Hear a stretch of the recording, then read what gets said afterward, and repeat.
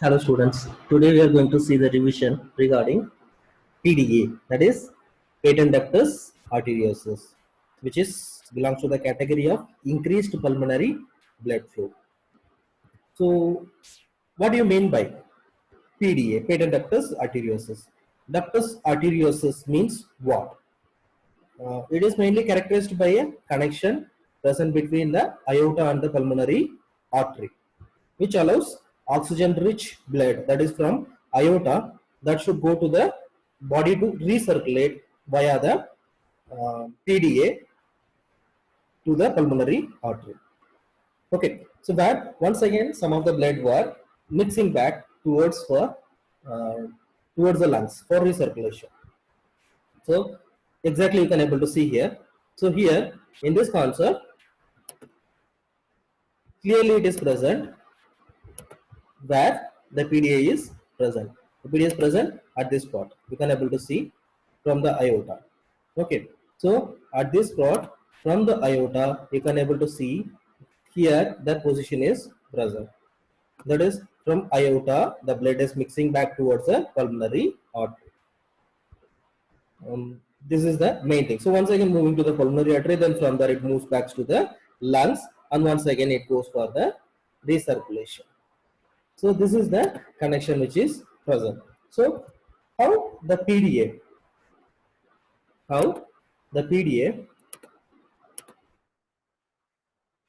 has been erased. So we'll have a glance about this, how the PDA was present. So over this concept, if you are seeing the PDA before birth, the fetus has the blood connections or blood supply via the placenta, where the placenta child used to get, where the fetal heart used to function. So during that time, the connection which is present, that is called ductus arteriosus before birth. After birth, if still this is present between aorta and pulmonary artery, that is called patent ductus arteriosus. So here the heart was functioning for a namesake, but this is already present before birth because the complete division of chamber. Once the child was came out or after the birth, if still it is present, it has to be automatically ligates, or it has to automatically purposate. Then if it is doing this one, which indicates, you can able to see here, if it is automatically this is going, you can able to see here, automatically if this is going,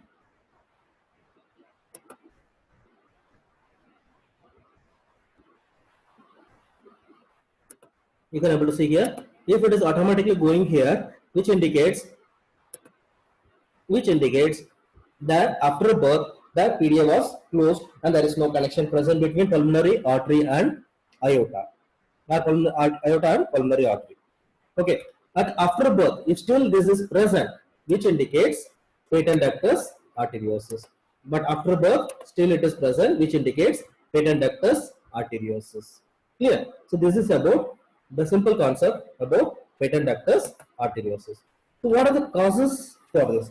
The first causes, as usual, idiopathic or unknown. Exactly, we don't know what is the reason present behind this, but we can able to say that possibility are there for premature infant, because premature infants, they doesn't have proper growth and development. So due to this, the maturity of the heart also not taking place. So the division of the chamber as well as the PDA, which was or the ductus arteriosus, which are still present, still patent. Then infants born by a mother who has infection during the first trimester, particularly rubella. Then tetragenic effect of drugs and alcohol. Tetragenic effect of drugs and alcohol, you know very well. Yes, the mother, those who are having chronic disease condition, example you can take diabetes or cardiovascular disease, where they used to take the medications for this. Those medications or possibility are there, they will affect the neural tube development. So that during the neural tube development only, the embryonic stage, where the complete division of the heart places are taking place. So due to that, the heart muscles or the development of the heart or the heart cells will become immature or not able to completely develop or delay in growth and development. It may get delay in their process. So that will lead to patent ductus arteriosus. Then chromosomal abnormalities. Here also there is a mutation or abnormal genes were present, which is affecting the neural tube development. Excuse me. Moving on to the clinical manifestation. Here we are having two divisions, small to moderate size and large PDA. So small to moderate, if you are taking, that is usually asymptomatic if it is smaller one. But in case of large PDA is present, as usual, same signs and symptoms, possibility are there for congestive heart failure, then tachypnea, then frequent respiratory tract infections, then poor weight gain, failure to thrive, feeding difficulties, decreased exercise tolerance. Because of the main reason that failure to thrive or feeding difficulty or poor weight gain or decreased exercise tolerance, these are due to, already you know very well, the child oxygen demand was more, so oxygen demands were not met by the cells. So due to this, what happened, the systems or the organs tries to compensate. So respiratory system as well as the cardiovascular system used to function excessively, or tachypnea and tachycardia possibility are there. So due to that, what happened, the child feeding also not able to take properly, because during the feeding time the child can't able to take the breathing properly due to tachypnea already it is present. So due to that, the child feeding will not be satisfactory level. Diagnostic evaluation. Moving on to the diagnostic evaluation, if you are seeing the physical examination, that is auscultation continuous, where you can able to hear a murmur sound at the upper sternal border. Please see that the murmur sound is heard at the upper sternal border. That is a wild pulse pressure bounding pulse. It's like a bounding pulse.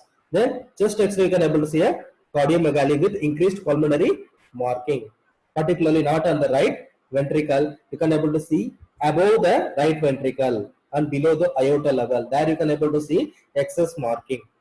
The marking only present in the pulmonary artery. Okay. Then ECG. ECG varies, where due to the functioning ability. The next, echocardiogram. Echocardiogram, clearly we can able to identify, visualize the PDA and the size of the PDA and the amount of blood flow which is taking place from the left to right flow. That also you can able to easily identify. The next, cardiac catheterization. No need for initial diagnosis, but we can use this one as a option for treatment, where surgical measurements are not required. Management. Moving on to the management, if you are seeing, in premature infants, an intravenous IV medication called indomethacin, aspirin and ibuprofen may be helps to close the pudendectus arteriosus, because mainly they work on the blood vessels, where the walls of the blood vessels will become dilated and flexible. So due to the flexible formation, easily they used to get stick towards each other. At the same time, this will work on the pressure of the child. Next, digoxin helps to strengthen the cardiac muscle, enabling it to pump more efficiently. So more amount of blood will be pushed out. Then diuretics, which is used to balance the water balance or electrolyte balance. So waste product will be balanced, or waste product or the fluid level in the body will be balanced. So which helps the kidney to function more efficiently. Next, monitor growth and development. Reassess for spontaneous PDA closure. Example, you can able to see the child, those who are the infant within 1 year or 1.5 year. We can have the time. If it is smaller one, spontaneously closure possibility are there with the help of growth and development. Then increase the caloric intake, because growth and development going to help to boost the spontaneous closure. Okay, so by this we can able to easily do. Then moving on to the surgical management. In case of surgical management, if you are seeing, we are using cardiac catheterization, that is small PDA, coil occlusion, and large PDA present, closure device may be used. Okay. Then in case of furthermore, we can able to go for PDA ligations. They are ligating the PDA. Okay. So we'll see what is that coil occlusion.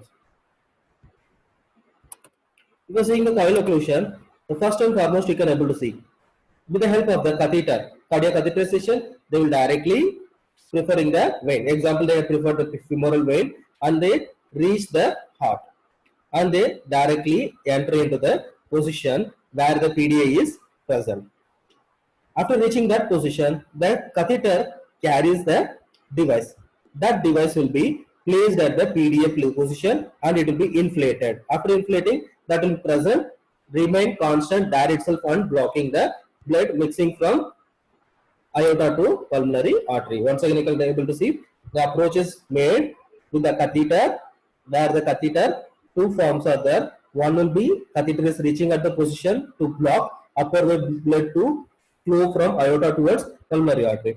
Then second one catheter we are inserting to place the device, where the device with the help of the second catheter which is entering from the pulmonary artery and reaches at the PDA, and the device will be inflated.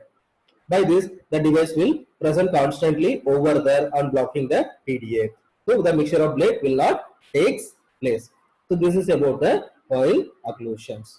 The next, complications. If you are coming for complications, congestive heart failure is present, ineffective endocarditis, recurrent pneumonia, and pulmonary vascular occlusive disorder. Because possibility are there, the size of the PDA may increase or it may decrease. That also having the possibility. The signs and symptoms are not subsiding and the signs and symptoms are increasing, which indicates that the size is increasing. At the same time, the child is falling under the possibility of complications. So immediate measure is not taken, the child will surely fall to the complication of PDA. The complication, the congestive heart failure, ineffective endocarditis, or you can say infective endocarditis, recurrent pneumonia, and pulmonary vascular occlusion disorders.